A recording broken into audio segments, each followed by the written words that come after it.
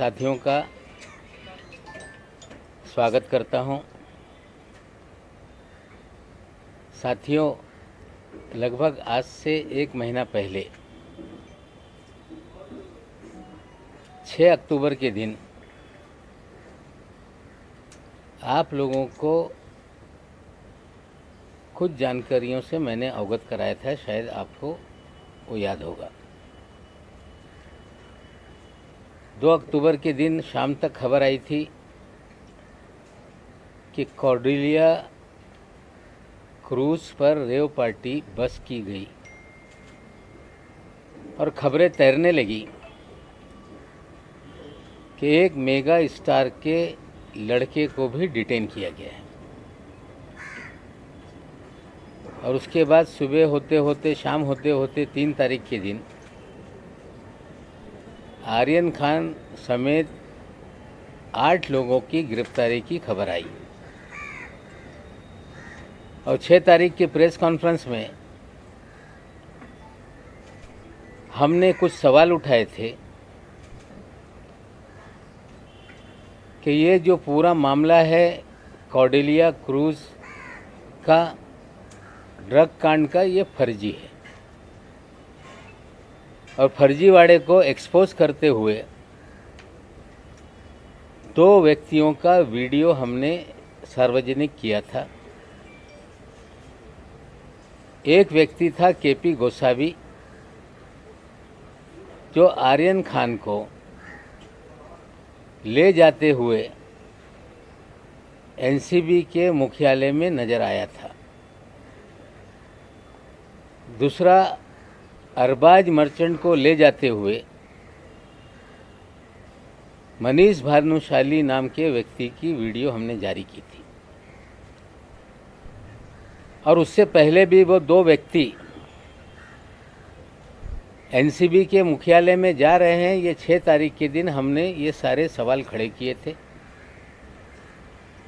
हमने सवाल पूछा था, ये कौन 2 व्यक्ति हैं जो हाई प्रोफाइल अक्यूज को घसीटते हुए एनसीबी के मुख्यालय में ले जा रहे हैं। हमारी प्रेस कॉन्फ्रेंस 3 बजे हुई थी। उसके बाद 5 बजे एनसीबी के एक अधिकारी ज्ञानेश्वर सिंह जी मीडिया के सामने आए थे और उन्होंने कहा था कि they are our independent witness. उन्होंने 9 विटनेसों के नाम जारी किए और 9 विटनेस की एक सूची भी प्रेस रिलीज के जरिए आप सभी साथियों को उन्होंने देने का काम किया था। सवाल पूछे गए थे कि नवाब मलिक इस तरह के सवाल क्यों उठा रहे हैं। ज्ञानेश्वर सिंह जी का बयान था कि ही इज प्रिजुडिस। वो कहीं ना कहीं कुछ उनके घर में जो दामाद का मामला था उसको लेके उन्होंने बयान दिया था। आप सभी लोगों को याद है कि ये प्रेस कॉन्फ्रेंस में आप सभी लोगों ने दामाद वाला सवाल भी मुझसे पूछा था और उस समय मैंने कहा था कि जमानत हो गई है, लेकिन उसका आदेश हमें प्राप्त नहीं हुआ है। उसकी सफाई में फिर मुझसे सवाल पूछे गए। मैंने कहा था कि जिस दिन 13 जनवरी को गिरफ्तारी हुई, 14 जनवरी को मैंने साफ कर दिया था, मैंने ट्वीट करके, जिसको आप सभी लोगों ने कवर किया था, कि कानून से बड़ा कोई नहीं, कानून अपना काम करेगा और देश की न्यायपालिका पे मेरा पूरा विश्वास है। फिर हमने 9 तारीख के दिन और एक प्रेस कॉन्फ्रेंस की। एक वीडियो आपके सामने हमने रखा जिसमें जोनल डायरेक्टर श्री वानखेड़े ये बयान दे रहे थे कि हमने 8 to 10 पीपल को डिटेन किया है। उसी रात का 2 तारीख की रात का था। मैंने सवाल पूछा था कि एक बड़ा अधिकारी कंफर्म क्यों नहीं बता पा रहा था कि 8 लोग थे, के 10 लोग और 8 लोगों के ऊपर एफआईआर करके गिरफ्तारी की बात तब तक हो चुकी थी। हमने फिर एक वीडियो रिलीज़ किया उसी दिन कि 8 लोग नहीं 11 लोग थे। उन 11 लोगों में एक ऋषभ सचदेवा नाम का लड़के का हमने वीडियो दिखाया, हमने प्रतीक गाभा का वीडियो दिखाया, हमने आमिर फर्नीचर वाले का वीडियो दिखाया, जिन लोगों को अंदर ले जाते हुए वीडियो हमने दिखाया था। और फिर एक वीडियो हमने फिर दिखाया जिसमें ऋषभ सचदेवा के पिताजी, उनके चाचा जी, इन 3 लोगों को लेकर निकलते हुए नजर आए और हमने सवाल उठाया कि ये 3 लोगों को क्यों छोड़ा गया। और हमने सीधे कहा कि ये भारतीय जनता पार्टी के पूर्व जो युवा मोर्चा के अध्यक्ष थे मोहित कंबोज जी, जिन्होंने नाम बदल के मोहित भारती कर लिया है, ये उनके साले हैं और इनके बोलने पे ही उनको छोड़ा गया। फिर तुरंत प्रेस कॉन्फ्रेंस हो गई। श्री वानखेड़े ने कहा कि वो 11 लोग नहीं 14 लोग डिटेन किए गए थे। फिर लोगों को गुमराह करने का खेल वानखेड़े ने शुरू किया। हमने पूछा कि वो और कौन 3 लोग थे, नाम बताओ, लेकिन नाम नहीं बताया गया। फिर कह रहा हूं कि वो 3 लोगों के छोड़ने में ही सबसे बड़ा खेल है।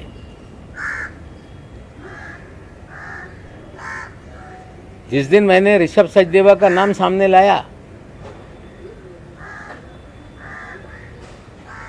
मोहित कंबोज जो 1100 करोड़ रुपए का बैंक फ्रॉड का एक्यूज है,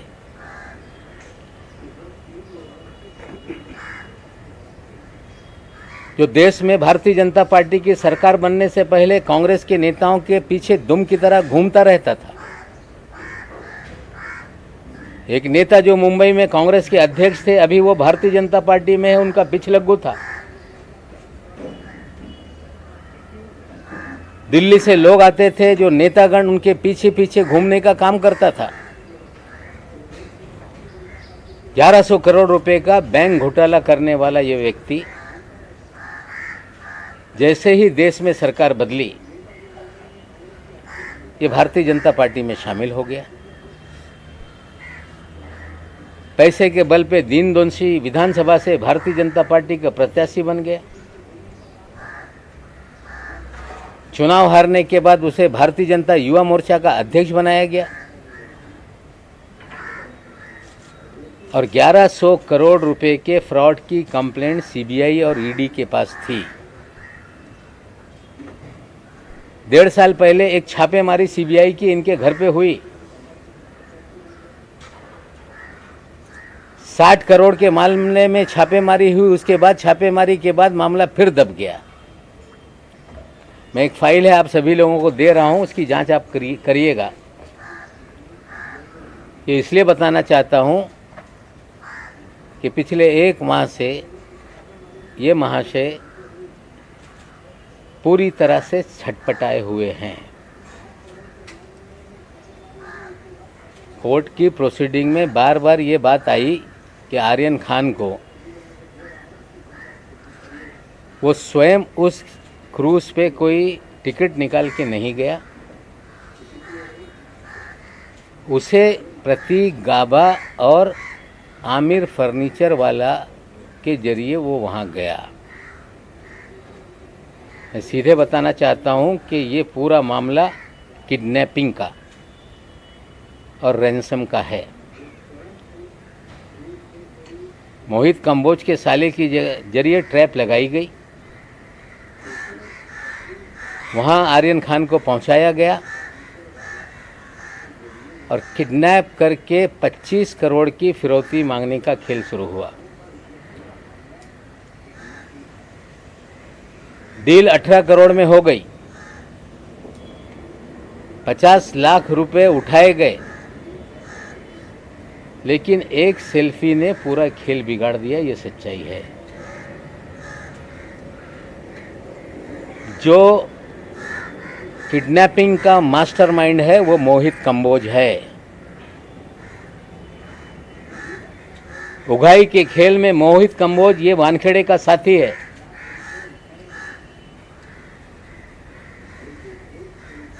मोहित कंबोज के और वानखेड़े के अच्छे रिश्ते हैं। मोहित कंबोज इस शहर में 12 होटल चलाता है। मोहित कंबोज अपने होटल चलाने के लिए बगल के होटलों पे वानखेड़े के जरिए कुणाल जानी नाम का एक होटेलियर है जो बास्किन नाम का होटल चलाता है। उसके बगल में ओपा नाम का एक होटल कंबोज ने खोला। और बास्किन जो पूरे शहर के क्रीम लोगों के लिए एक इटरी है, उसके मालिक के ऊपर फर्जी मामला बना दिया ताकि बास्किन बंद हो जाए।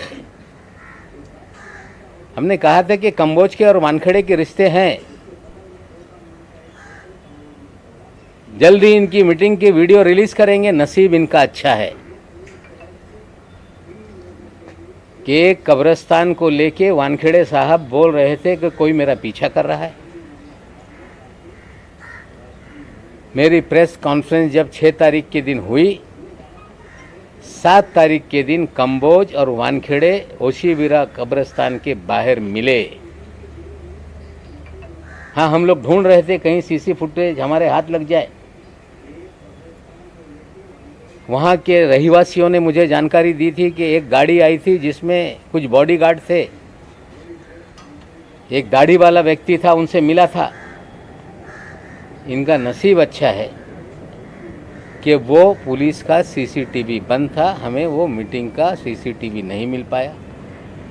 और वानखेड़े साहब घबराहट में ये कंप्लेंट दर्ज कराने चले गए कि कोई मुझे पीछा कर रहा है। जो प्राइवेट आर्मी है उसका कंपोज भी एक प्लेयर है। श्री वानखेड़े इस शहर के अंदर उनका एक ही खेल है कि ड्रग का धंधा धड़ल्ले से चलता रहे। ड्रग माफियाओं को संरक्षण दिया जाए, उनसे उगाही की जाए। और कौन लोग कंज्यूम करने वाले लोग हैं, जो नशे के लत के आदी हैं, बड़े घर के लोग, फिल्म जगत के लोग, उनकी जानकारी हासिल की जाए, उन्हें डराया जाए और हजारों करोड़ की उगाही की जाए। ये खेल वानखेड़े इस शहर में खेल रहे हैं। 18 करोड़ का मामला इस्टेब्लिश हो गया है। प्रभाकर साइल, जिसने आकर पुलिस के सामने एफिडेविट देकर अपना बयान दर्ज कराया, आप साथियों ने दिखाया। और मुझ पे आरोप बार बार 2 प्लेयर को वानखेड़े आगे कर रहा है। एक का नाम है सैनियल डिसोजा, जिसके बारे में कुछ चीज़ें बाद में मैं दिखाऊंगा। कवरअप करने के लिए सैम डिसोजा आगे आ रहा है। और कंबोज जी ने कल प्रेस कॉन्फ्रेंस करके हमने कहा था, दिल्लीला में छुपे हैं कुछ राज। उन्होंने लगा के एक दिन बाद ये सारी चीज़ें नवाब मलिक बोलने वाला है तो कल हम ही बता देते। हाँ, अच्छा किया आपने बता दिया। प्राइवेट आर्मी की प्रेस कॉन्फ्रेंस कल हो गई। सैम डिसोजा का वीडियो चलाया गया। सैम डिसोजा का एक इंटरव्यू एक टेलीविज़न पे चला, जिसमें वो एनसीबी को और वानखेड़े को क्लीन चिट दे रहा था। और कल श्री कंबोज ने कहा कि जो प्रभाकर साइल है, ये नवाब मलिक के जरिए ये झूठे एविडेंस तैयार कराया जा रहा है। साथियों, प्रभाकर साइल ने जो बयान दिए आप लोगों ने देखे। वो गवाहों के लिस्ट का एक गवाह है, उसने अपनी कहानी सब चीज़ें आपको बताई है। मुझ पे आरोप लगाया जा रहा है कि मैंने उसे पढ़ाकर ये सारे बयान दिलवाए। बहुत इसके अंदर एक अच्छी जानकारी मैं आपको देना चाहता हूँ। शायद 24 तारीख के दिन साहिल का वीडियो और कुछ इंटरव्यू मीडिया के सामने आया, जिसमें 25 करोड़ मांगे जाएं, 18 करोड़ की डील हुई, 50 लाख कैसे उठा, किस गाड़ी में, सारी जानकारी उसी ने दी है।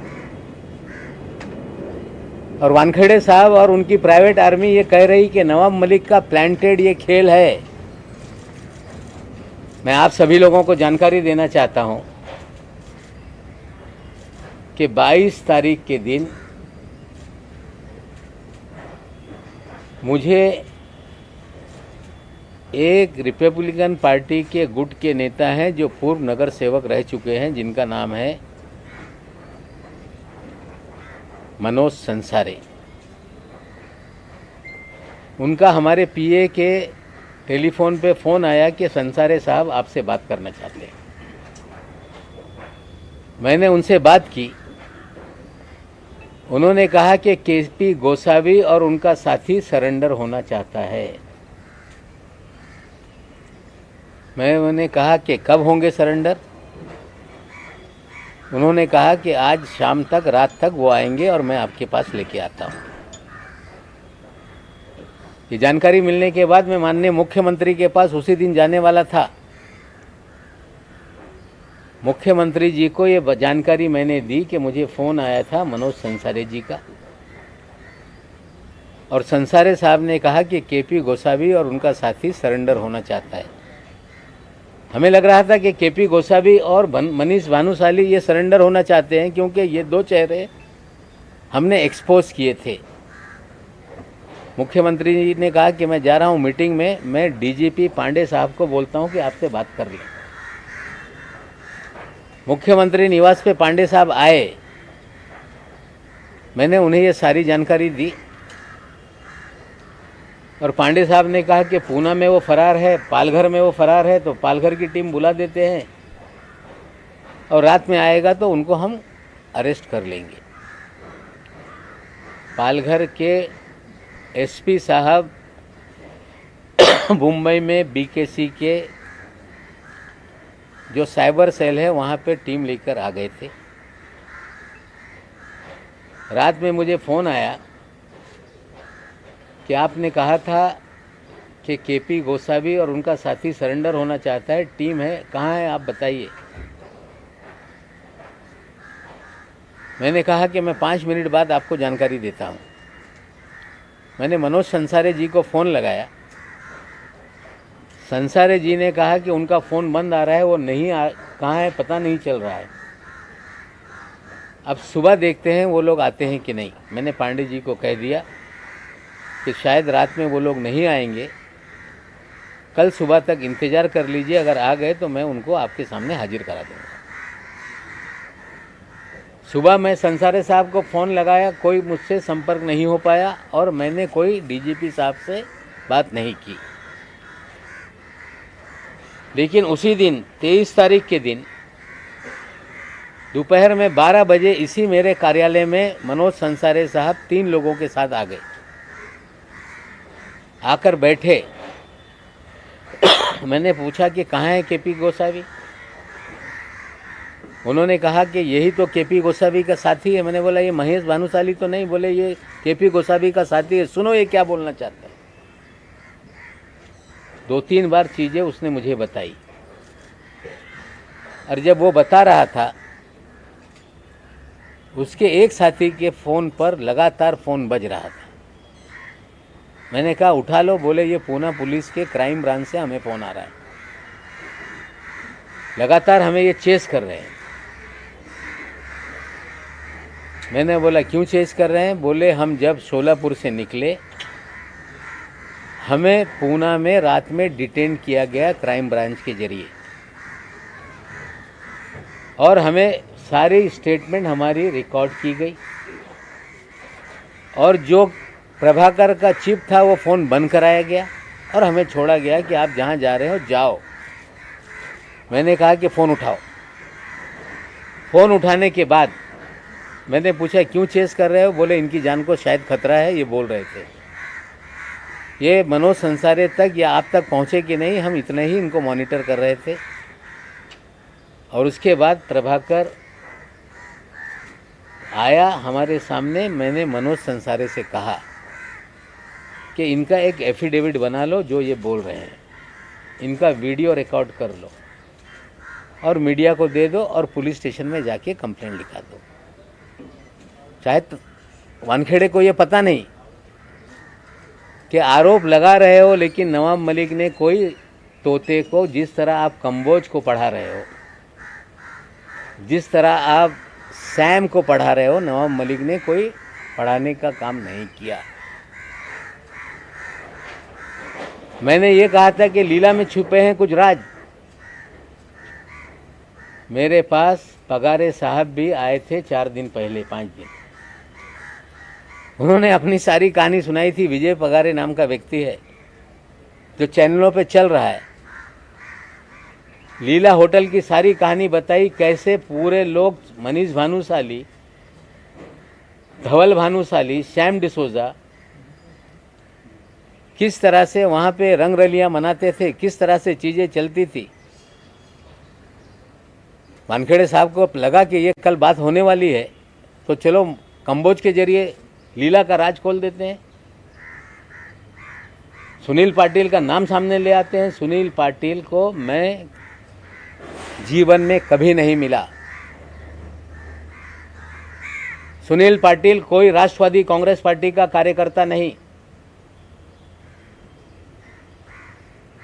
सुनील पाटिल के कल कंबोज साहब ही राणा साहब मंत्री के साथ फोटो दिखा रहे थे। सुनील पाटिल के अमित शाह जी के साथ कई वीडियो घूम रहे हैं।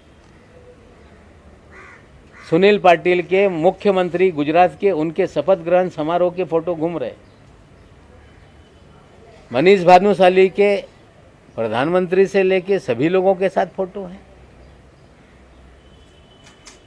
मनीष भानुशाली जब माधवराव सिंधिया के लड़के जब पार्टी ज्वाइन कर रहे थे, तो बीजेपी के मुख्यालय में इंटरव्यू देते हुए नजर आ रहे हैं।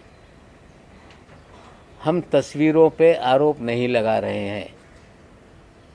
किस दल का व्यक्ति है हम ये नहीं कहना चाहते, लेकिन सुनील पाटिल भी फ्रॉड है। सुनील पाटिल भी वानखेड़े की प्राइवेट आर्मी का ये प्लेयर है। और मैं आपको और जानकारी दे दूं कि 6 तारीख को जिस दिन मैंने प्रेस कॉन्फ्रेंस की, उस दिन सुनील पाटिल का मुझे फ़ोन आया था प्रेस कॉन्फ्रेंस के 2 घंटे बाद कि साहब मैं धुलियाऊन बोलतो, मैं धुलिया से बोल रहा हूँ, मैं आपको जो आपने प्रेस कॉन्फ्रेंस ली है उसके बारे में अधिक जानकारी देना चाहता हूँ। मैंने कहा आइए मुंबई में मुलाकात करिए। फिर दूसरी प्रेस कॉन्फ्रेंस के दिन भी उसका फ़ोन आया। और जब विजय पगारे नाना मेरे पास आए, उसके बाद भी वो नहीं आया। विजय पगारे के साथ एक भंगाले नाम का उनका साथी था, उसके फ़ोन से उन्होंने सुनील पाटिल से बात की। बोले आप आ जाओ, आप डरो मत, पुलिस के सामने मलिक साहब आपको हाजिर करा देंगे। और मुझे नंबर दिया कि साहब हम लोग नहीं, आप डायरेक्ट बात कर लेना। मैंने डायल किया तो वही नंबर था, सुनील पाटिल धुलिया। मैंने उससे कहा कि आप आओ, पुलिस के सामने खड़े रहो, सच्चाई बोलो। उसने कहा कि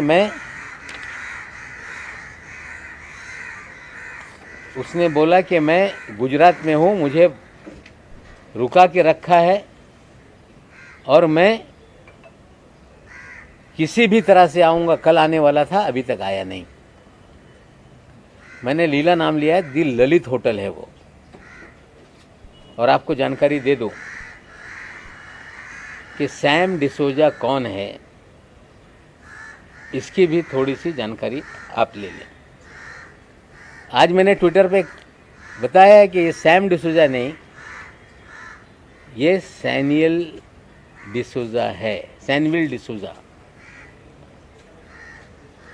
एक केस हुआ था, वीड बेकरी केस, जिसमें सचिन टोपे नाम के एक मियाँ बीबी को गिरफ्तार किया गया। उसमें 5 एक्यूज हैं, जिसमें 4 गिरफ्तारी हो गई। पांचवा एक्यूज है सैम डिसोजा। सैम डिसोजा के गूगल पे से सचिन टोपे की बीवी को पेमेंट हुए सारे लिंक हैं। 23 जून के दिन सैम डिसूजा को एक नोटिस दी जाती है कि आप आके कार्यालय में एनसीबी में मिलो। उसके बाद एक हमने टेलीफोनिक कन्वर्सेशन भी आपको दिखाया है जो ट्विटर पे हमने डाला है। ये दोनों चीज़ें ज़रा दिखा दो। सैम डिसूजा कौन है, पहला फोटो उसका, यह है सैम डिसूजा, असली नाम है सैमुअल डिसूजा। जो नोटिस है उसकी भी कॉपी दिखा दो। 23 जून के दिन नोटिस दिया गया कि आप एनसीबी के ऑफिस में आइए, सम्मन। 23 जून से लेके आज तक सैम डिसूजा की गिरफ्तारी क्यों नहीं है? क्योंकि सैम डिसूजा की एक कन्वर्जेशन है श्री वीवी सिंह जो अफसर हैं वो भी जरा सुन लीजिए, वो बात कर रहा है।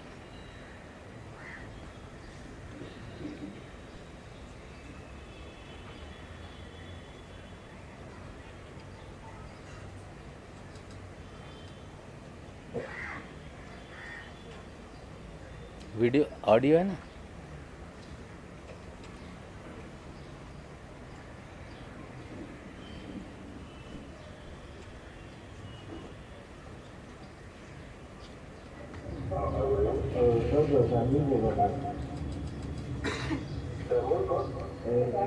आपको नोटिस दिए थे ना घर पे?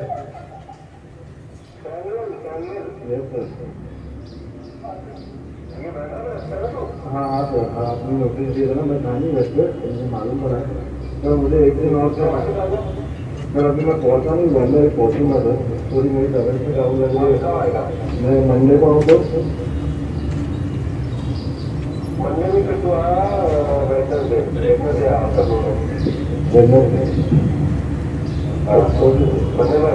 ओके सर, मैं करूँ बने से आएगा। हाँ सर, हाँ सर, ये तो तेरा फोन है ना, ये फोन लेके आना। यस सर, लेके आऊँगा। हाँ मेरे को किसी मेरे पास एम आई नंबर है तेरा, ऐसे का केस से मैं ना पूछ सकता। हाँ सर, मैं नहीं बता रहा हूँ, वो ऑलरेडी तेरे को फोन कर रहा हूँ। यस सर, मैं ऐसा भी काम करूँगा सर। हाँ ठीक है, आज आप कल तक आएगा। यस सर, 5 महीने इसकी गिरफ्तारी नहीं हुई है, लेकिन ये क्लीन चिट एनसीबी को दे रहा है अपने वीडियो में। ये 2 मीडिया पर्सन की बात कर रहा है, ये हवाला की बात कर रहा है, ये भी सुन लो। आपने एनसीबी के साथ इससे पहले काम किया, पर काम मैंने एनसीबी का डायरेक्ट काम नहीं किया है, और मैंने एक मीडिया चैनल है उनके थ्रू काम किया, उनके थ्रू लीड का काम, मतलब मेरे को हवाला वाला सुना दो। 38 लाख मेरे को पुलिस पार्टी का फोन आया, बोले मेरे को पैसा जाके ले लो आर क्रांति, हाँ आर क्रांति से ले लो, बिकॉज आई को मेरा आर क्रांति हवाला, आर क्रांति हवाला। ये जो 2 मीडिया के लोगों के साथ ये काम करता है, एक है आरकेबी राजीव बजाज और दूसरा उनका साथी है जिसका नाम है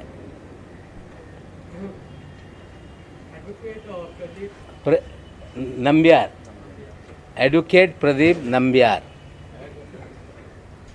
ये फ्रॉड पत्रकार इस शहर में हैं और ये भी वानखेड़े की प्राइवेट आर्मी के प्लेयर हैं। एक नंबियार साहब का जो सैम के साथ चैट है दिखाइए, जिसमें वो हाथ जोड़ रहा है।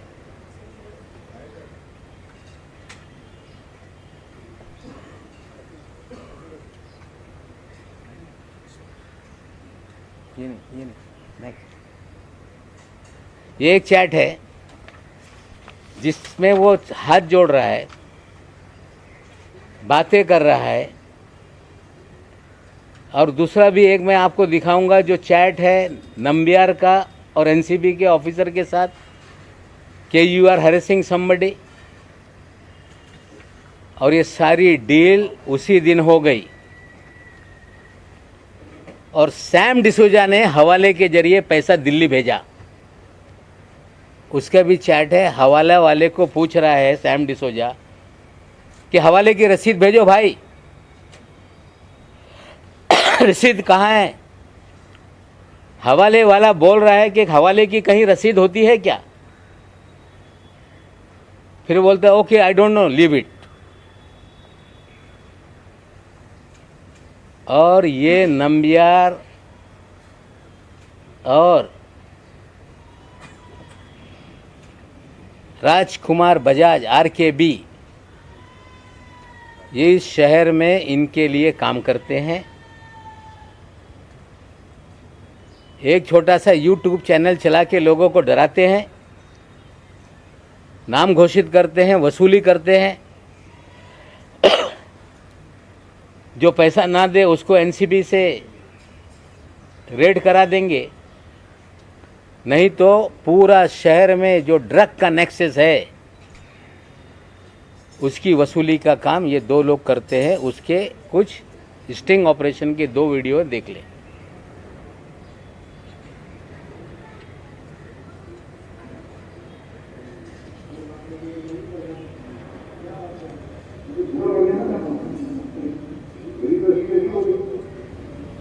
बजाज साहब हैं नंबियार के ऑफिस में।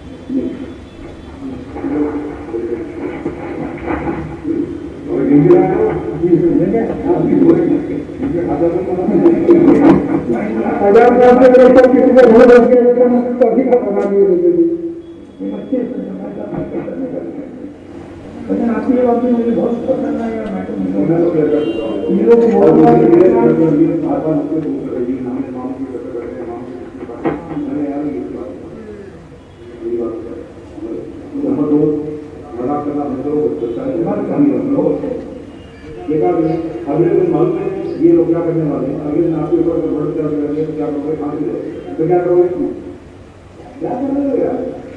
ये सीरियसली लो, ये इंटरव्यू वाले किसी के खरीदने में नहीं रहा आपको, अगर बात मान लेते पूरा मैटर पूरा क्लोज कर देते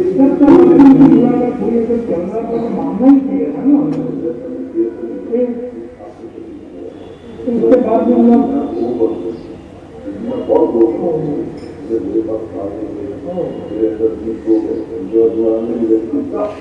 मेरे अंदर जो पुलिस को सवाल मेरी जब छोड़ी मेरे को सवाल नहीं होता, मेरी बात मानने मिलेगा, मेरे अंदर 3 लोग जो काम कर रहे हैं उनकी बात मानने मिलेगा और वो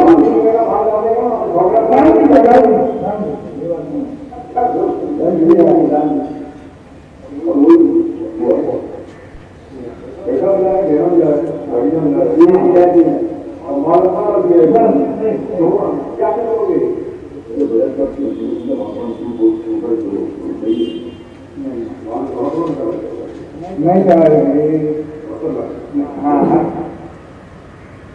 दोनों हो गया। ये एक लेटर मुझे आया है, वो भी मैं आप लोगों को दे दूंगा, किसी ने मुझे भेजा है इसी केस को लेके, जिसमें रुबीना नाम की कोई ड्रग पेडलर है, उसके अगर पैसे नहीं मिले उसके बाद ये केस हुआ। और उसी केस में एक्यूज़ है एक उसका नाम है अजमल कासम शेख अजमल तोतला, जिसके लिए पैसे लेते हुए नजर आए एडवांस। बोलने का मतलब ये है कि ये वानखेड़े की आर्मी जितने भी ड्रग पेडलर है, इस तरह के उगाही करने वालों से भी पैसा वसूलती है। ये सारे वीडियो आपके पास मैं दूंगा। आज किसी पत्रकार को बदनाम करने के लिए मैंने ये चीजें नहीं दिखाई, लेकिन वानखेड़े का खेल इस शहर में जो चल रहा है, ये पाताल लोक बना दिया इस शहर को वानखेड़े में। कोई कह रहा है कि नवाब मलिक एनसीबी से लड़ रहा है, मैं एनसीबी से नहीं लड़ रहा। कोई कह रहा है कि नवाब मलिक भारतीय जनता पार्टी से लड़ रहा है, मैं भारतीय जनता पार्टी से नहीं लड़ रहा। मैं लड़ रहा हूं गलत लोगों के खिलाफ। मैं लड़ रहा हूं कि जो इस शहर में ड्रग के नाम पर हजारों करोड़ की वसूली हो रही है, बेगुनाह लोगों को फंसाया जा रहा है, ड्रग पेडलर धड़ल्ले से धंधा कर रहे हैं, नशे का कारोबार चल रहा है। जो नशा करने वाले हैं उन्हें बड़े लोगों को टारगेट करके डरा के वसूली की जा रही है। पिछले 1 महीने से 2 दिन ज़्यादा हो गए, अभी तक पूरे देश में ये खबर नीचे नहीं आ रही है। मैं एनसीबी के भी डीजी साहब से बोलना चाहता हूँ कि आपने 2 तारीख के दिन 3 तारीख के दिन एक बयान दिया था कि भारत के इतिहास में पहली बार मिड सी में ऑपरेशन हुआ। आपको भी गुमराह किया गया, कोई मिड सी में ऑपरेशन नहीं हुआ। 13 लोगों को चिन्हित करके पकड़ा गया, फर्जीवाड़ा किया गया, पब्लिसिटी करके लोगों को डराने का खेल किया गया। आर्यन खान की किडनैपिंग हुई, रैंसम मांगी गई और एक सेल्फी वायरल होने से पूरा खेल बिगड़ गया। मैं बीजेपी के लोगों को भी कहना चाहता हूं कि मैं कोई पॉलिटिकल लड़ाई नहीं लड़ रहा। हम चाहते हैं कि ड्रग पूरी तरह से समाप्त हो, पीने वालों को नशा मुक्ति केंद्र में भेजा जाए। जो छोटे धंधे वाले हैं उन्हें पकड़ के उसी मुकदमे में बंद किया जाए, बड़ी मछलियों को पकड़ा जाए, सोर्स को पकड़ा जाए, पूरी तरह से देश में नशा मुक्ति हो। लेकिन इस तरह के फ्रॉड लोगों को शील्ड करने के लिए आगे मत आइए। कंबोज फ्रॉड है, कह रहा है कि 1.5 साल से मैं पार्टी में नहीं, उसे शील्ड मत कीजिए। पाटिल जो है वो किसी दल में नहीं, उसे शील्ड मत कीजिए। मनीष भानुशाली आपके नेताओं के साथ घूमता है, उसे भगाइए, उसे शील्ड मत कीजिए। धवल भानुशाली घूम रहा है, उसे शील्ड मत कीजिए। ऐसे फ्रॉड लोग राजनीतिक दलों के आड़ में छुप के अपना मकसद साधने का काम करते हैं। हम राजनीतिक दल से नहीं लड़ रहे और ऐसे अधिकारियों को शील्ड मत कीजिए जिसका पूरा इतिहास दागी है, जो हजारों करोड़ की उगाही कर रहा है। खबर आई है कि 6 मामले से वानखेड़े को अलग किया गया और उसमें यह खबर आई कि उसमें आर्यन खान और समीर खान का भी केस है। मैं अधिकारियों से पूछना चाहता हूं कि जिस केस में चार्जशीट फाइल हो गई, वो केस की जांच संजय सिंह क्या करने वाले हैं? या तो 2 चीज है, मैं उनकी मंशा पे सवाल नहीं उठाता। 2 चीज है, या तो आप सही मानों में जांच करके जो बोगस केस है उसमें डी समरी फाइल करके लोगों को निर्दोष मुक्त कराएंगे। अगर ऐसा है तो जो 26 केस की मैं बात कर रहा हूं, वो सारी चीज़ों की जांच करें। और कहीं ये समझ में आ रहा होगा कि नवाब मलिक को डराने के लिए कि फिर ये जांच शुरू हो गई, तो हम डरने वाले में से नहीं हैं। जान हथेली पे लेकर जान, माल, परिवार सबको जोखिम में डालकर ये लड़ाई मैंने छेड़ी है। अगर कोई समझ रहा होगा कि डर के ये सिलसिला बंद हो जाएगा, ये बंद नहीं होगा। लॉजिकल एंड तक ये मामला जाएगा। साथियों, आपको बताना चाहता हूँ, इतिहास में पहली बार वानखेड़े तो यही कहता है कि नवाब मलिक के दामाद की जमानत रद्द करेंगे, हाई कोर्ट में जा रहे हैं। और पहली बार हमने देखा है कि जो फॉरेंसिक लैब गुजरात की है, जहां से रिपोर्ट आई, उस रिपोर्ट को रीचेकिंग के लिए एप्लीकेशन एनडीपीएस कोर्ट में डाला गया। आज तक एक्यूज फॉरेंसिक रिपोर्ट जो आती है देश के सरकारी लेबोरेटरी से, उसको चैलेंज करते हैं। पहली बार एनसीबी चैलेंज कर रही है। मैं सीधे बोल देता हूं, मैंने दामाद से बात की, दामाद ने बोला कि डैडी लड़ाई जारी रखो, 8 महीने क्या आपके लिए अब 20 साल जेल में रहना पड़ेगा, तो जेल में आने के लिए तैयार है। फर्जीवाड़ा करके जेल में डालोगे, नवाब मलिक और उसका परिवार डरने वाला नहीं है। लड़ाई नाइंसाफी के खिलाफ है, लड़ाई बेगुनाहों को जो जेल में डाल रखा है उनको छुड़ाने के खिलाफ है, लड़ाई हजारों करोड़ का एक्सटॉर्शन जो शहर में हो रहा है उसके खिलाफ है। मैं बीजेपी से भी हाथ जोड़ के विनती करता हूं कि फ्रॉडों को शील्ड करने का काम ना करो। और एनसीबी के भी अधिकारियों को कहता हूं कि गंदी मछली निकाल कर फेंक दो।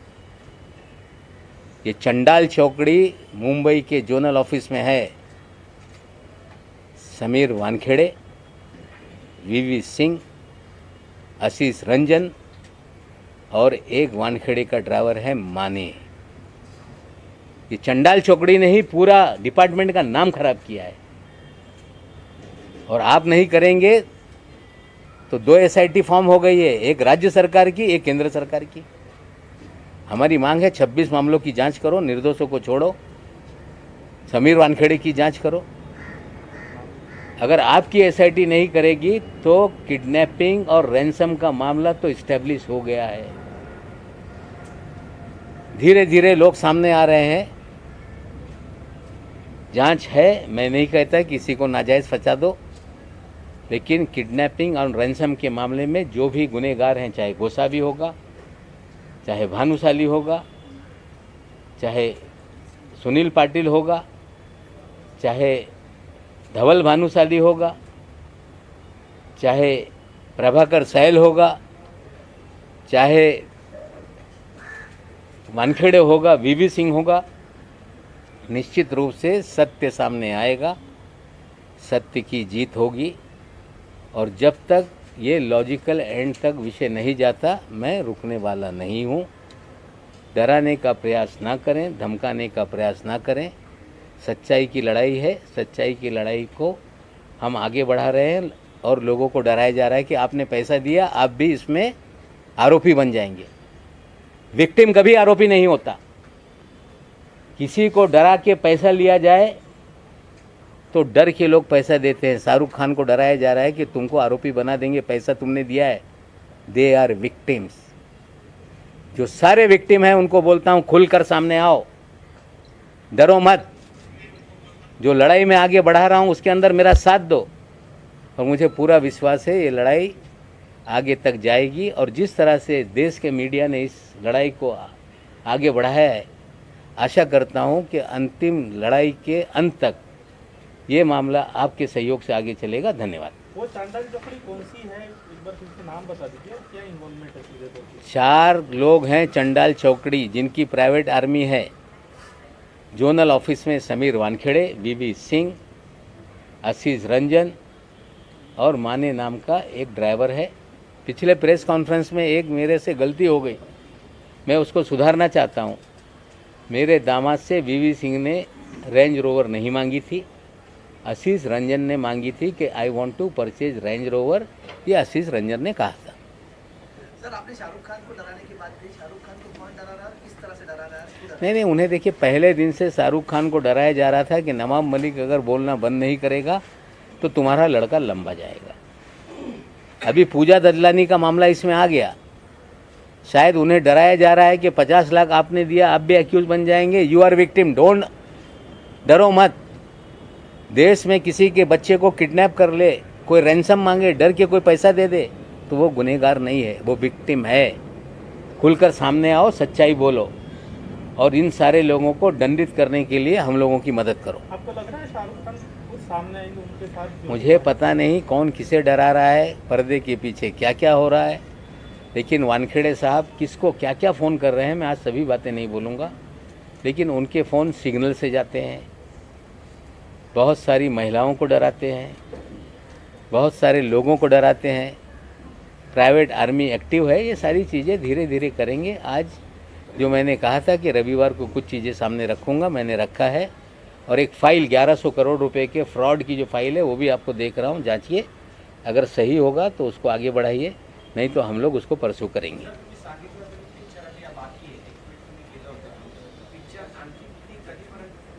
हे बघा, हे मेरा नाम जोकर 2 इंटरवलची पिक्चर नाही आहे, संगम 2 इंटरवलची पिक्चर नाही आहे। पिक्चर जोपर्यंत याच्यातला विलन तुरुंगात जात नाही तोपर्यंत हे पिक्चर संपणार नाही। ललितचा उल्लेख केला होता की ललितमध्ये खूप काही राज लपलेले आहेत म्हणून तुम्ही सांगताना अगदी शॉर्टकट सांगितलं, ललितमध्ये काय राज आहे? ललितमध्ये 7 महिने रूम बुक होते सुनील पाटील यांच्या नावाने। तिकडे हे सगळी प्रायव्हेट आर्मी जात होती, तिकडे बरेचसे काही घाणेरडा हा विषय आहे, ते मी त्याच्यात पडत नाही। म्हणजे त्या प्रायव्हेट आर्मी तिथून ऑपरेट करत होती, हे मी आज बोलणार आहे। त्यासाठी वानखेडे साहेबांचे प्रवक्त्यांनी कालच तो सांगितलेला आहे की तिथे शबाब होता, कबाब होता आणि तिथे नवाब न होता, तुमचीच लोकं होती। माझा कधी त्यांच्याशी घेणं देणं नाही। देखिए, ललित होटल में जो मुझे जानकारी विजय पगारे साहब ने आके दी कि 7 महीने हम लोग होटल में वहाँ बुक करके थे। वहाँ पे विलास भानुशाली, मनीष भानुशाली, धवल भानुशाली, श्याम डिसोजा और बहुत सारे लोग आते थे। वहाँ पे लड़कियाँ भी आती थी, वहाँ ड्रग भी पिया जाता था, वहाँ पैसे भी आते जाते थे। ये सारी जानकारी मुझे विजय पगारे साहब ने दी थी, जो मैं बताने वाला था, लेकिन कल हड़बड़ाहट में वानखेड़े साहब के प्रवक्ता ने चीज़ें दे दी। उन्होंने कुछ व्हाट्सएप के स्क्रीनशॉट दिए जो सैम डिसोजा और सुनील पाटिल के बीच के थे। हमें लगता है चोर अपने जाल में खुद फंस रहा है। ये सारा खेल डिसोजा, कंबोज, ये सारे उगाही के किडनैपिंग के पार्टनर हैं। आज न कल उन तक सिकंजा पहुंचेगा। समीर वानखेड़े को 6 केसेस से हटा दिया गया है, अब नई तरह से जांच होगी, एसआईटी गठित की गई है। आपको लगता है कि अब साफ सुथरी जांच होगी या आपको लग रहा है नहीं, अच्छी होनी चाहिए, साफ सुथरी हो, सब पे हम शंका नहीं खड़ा करते। हम 26 मामलों की जांच चाहते हैं, लेकिन एक सवाल मेरे मन में है, जिसकी चार्जशीट पूरी फाइल हो गई उसकी क्या जांच होने वाली है? अगर साफ सुथरी जांच होगी तो क्या डी समरी सारे केसेस को करेंगे, या स्पेसिफिक आर्यन खान और समीर खान का मामला एसआईटी को दे दिया गया तो 2 उसमें से वो होता है, मतलब निकलते हैं। एक तो साफ सुथरी जांच करके लोगों को क्लीन चिट देंगे, या समीर खान का भी नाम उसमें छोड़ दो ताकि नवाब मलिक डर जाएगा। अगर उनको डराने का कोई खेल है तो नवाब मलिक डरेगा नहीं, ये लोग समझ लें। समीर तुमचे सगळे आरोप हास्यास्पद आहेत। समीर वानखेडेंनी आता प्रतिक्रिया दिली आहे की तुमचे सगळे आरोप जे केलेले आहेत ते सगळे हास्यास्पद आहेत। आता इतके मी सगळं सांगतो, सत्यमेव जे ते आता सांगत नाही। त्यांना हसवा येत असेल पण पुढे ते रडणारच आहे। हो, आणखीन एक आहे क्रूजच्या बाबतीत। या क्रूजमध्ये जे केस बनवण्यात आली त्याच्यात क्रेव, ते वीडियो दाखवा। एक पेपर रोल को भी उसमें सीज किया गया है केस के अंदर, पेपर रोल। नमस्क्रे, ये नमस्क्रे फैशन टीवी का स्पॉन्सर का ब्रांड है। ये पेपर रोल में ड्रग पिया जाता है, इस तरह से कहा जाता है।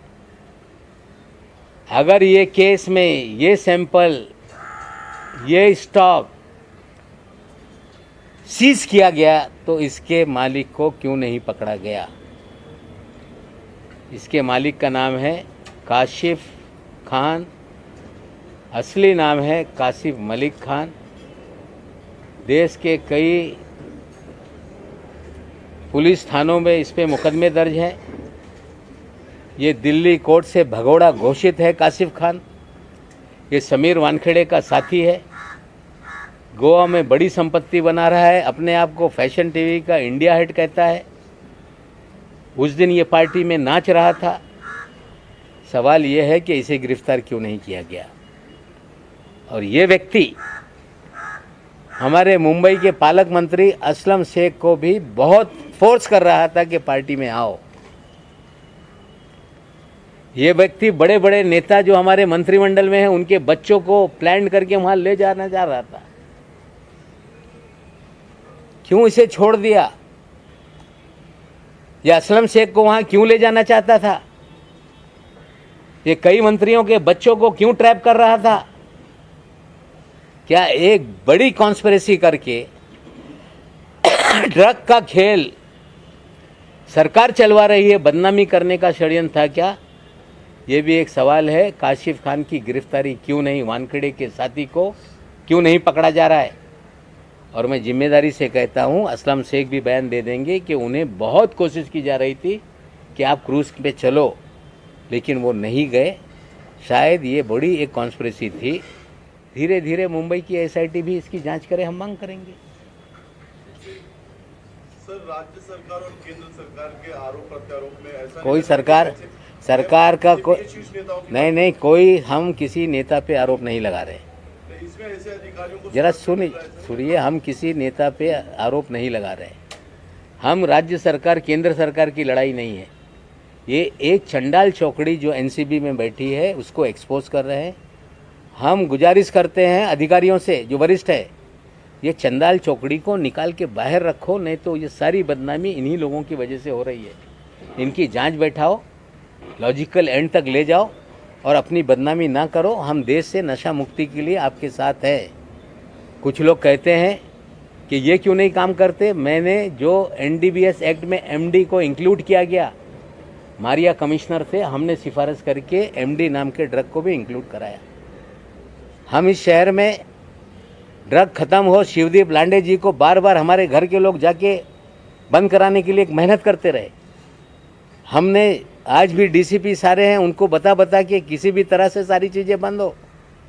ये नहीं कि नवाब मलिक चाहता है कि ड्रग बंद ना हो, हम पूरी तरह से चाहते हैं साफ सफाई हो, लेकिन ऐसी चंडाल चौकड़ी रहेगी तो ड्रग बंद होने वाला नहीं।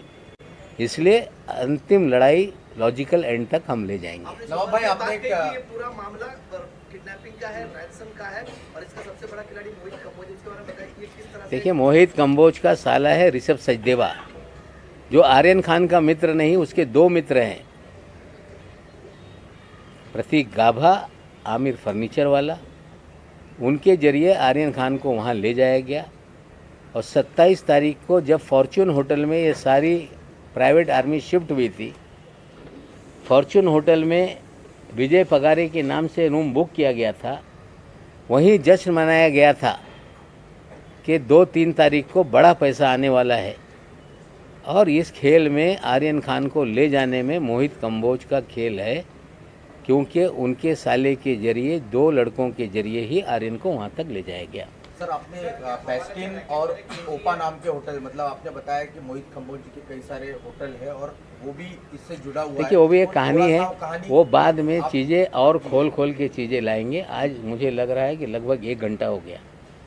आज बहुत सारी चीज़ें हमने रखी है, फिर आने वाले दिनों में जो भी जानकारी मुझे मिलेगी मैं साझा करूँगा, ताकि ये एनसीबी के लोगों को भी पता चले, देश को पता चले और जो 2 एसआईटी है उन तक जानकारी जाए। हमें लगता है काफ़ी जानकारी मैंने दी है, और भी सवाल होंगे तो आने वाले दिनों में हम उसको जवाब देंगे। नहीं, ठीक है, उनका अधिकार है। कोई पिता हो, पत्नी हो, बहन हो, सभी लोगों को इस देश में कानून है। मेरे खिलाफ जो जिसको करना है कर ले। कुछ लोग तो गए थे कि नवाब मलिक के बोलने पे रोक लगा दो। वानखेड़े के जब एसआईटी बनाई गई तो बोलने लगे, मैंने कोर्ट में कहा था, इसलिए ये जांच होने गई, कोर्ट में गए थे कि मुझे ये जो इंक्वायरी है ये सीबीआई और एनआईए को दी जाए। मुंबई पुलिस ने कहा कि इनकी गिरफ्तारी के पहले 72 घंटे इनको बताया जाएगा। हमें लगता है बहुत ज़्यादा झूठ बोल के, कितना भी झूठ बोलेंगे, सच ही जीतेगा और सच्चाई की ही जीत होगी। सर, तुम्ही आता सांगितलं की असलम शेख यांच्यावर फोर्स केलं गेलं भांडे नेण्यासाठी आणि त्याप्रमाणे तुम्ही मंत्र्यांचे काय उल्लेख केला? असे कोण मंत्री आहेत ज्यांच्यामुळे? असलम शेख स्वतः सांगतील, त्यांना विचारा, त्यांना परसू करत होते की नाही की आम्हाला तिकडे या म्हणजे तो गेले नाही. जर ते गेले असते, आणखीन काही पोरांना ट्रॅप करत होते, ते गेले असते, तर उडता पंजाब नंतर उडता महाराष्ट्र करण्याचा गेम होता. हे सत्य आहे. चंद्रकांत म्हणणं आहे की इतक्या मोठ्या प्रकरणामध्ये आपण पडू नये. मग त्यांना वाचू नये. जे सत्य आहे त्यांना शिक्षा द्या. मोठ्या प्रकरणे पडू नये म्हणजे जे सत्य आहे लोकांच्या समोर आणणं एक नागरिक या नात्याने माझी जबाबदारी आहे. थँक्यू.